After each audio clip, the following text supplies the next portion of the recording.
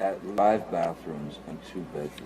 I went to avoid talking to me, to escape the fight. That recording proves that Johnny no doubt knew that Amber was open to going to any measure just to hurt him. And now it's just been established that that is exactly the same zeal she is putting into winning the appeal by all means. But it seems she has finally crossed the line and outdone herself. And by the looks of things, there might not be a comeback from where she's now landed. Interested in knowing just how far Amber crossed the line? Stick around while I dish it out. Why I feel so aligned now as a champion of the United Nations human rights. Sorry, it's hard to say.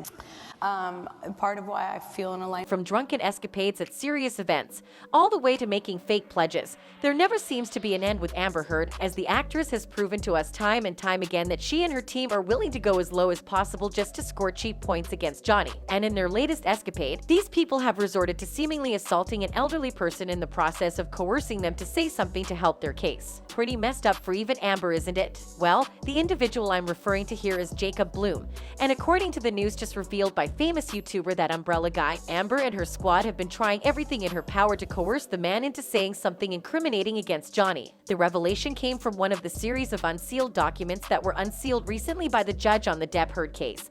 And this one was particularly interesting because it basically exposed Amber and her people of another form of abuse. Per the document, it was revealed that Jacob Bloom, a lawyer that used to represent Johnny Depp in the past, and did so for several years, was actually being bullied by Amber's people to give up anything they could use against the Pirates of the Caribbean star. Now, the reason I use the word bully is because according to the man's medical records, he actually suffers from dementia, which is basically a medical condition where a person at least 2 brain functions impaired.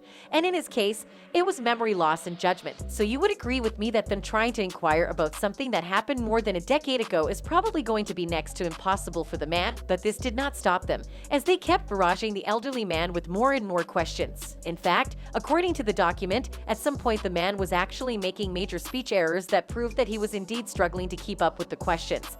But did Amber's team draw the line there? Nope, they kept on trying to push him, even though they had made some less than ideal moves on him in the past that failed. Explaining their reasons for these seemingly extreme measures, Amber's people stated that they thought he had something to hide and was intentionally withholding information important to the case, and that it was why they were trying to do whatever it took to break him. But what they didn't count on was that the documents would ever see the light of day.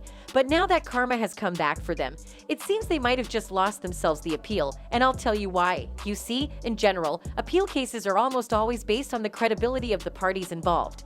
And in this case, Amber and her entire squad have been losing credibility right from the onset when her lies started getting exposed on the stand. And now, this might just be the cherry that tops it all up. Well, at least that's what the people are implying with their comments. One user wrote, "I read about that. It made me sick to my stomach." The guy said over and over again that he didn't even know what they were talking about and couldn't remember anything, and they kept going after him. Disgusting. Another user who seemed more concerned with Amber's action on this wrote, "Yeah, I agree Amber is a sociopath and a narcissist.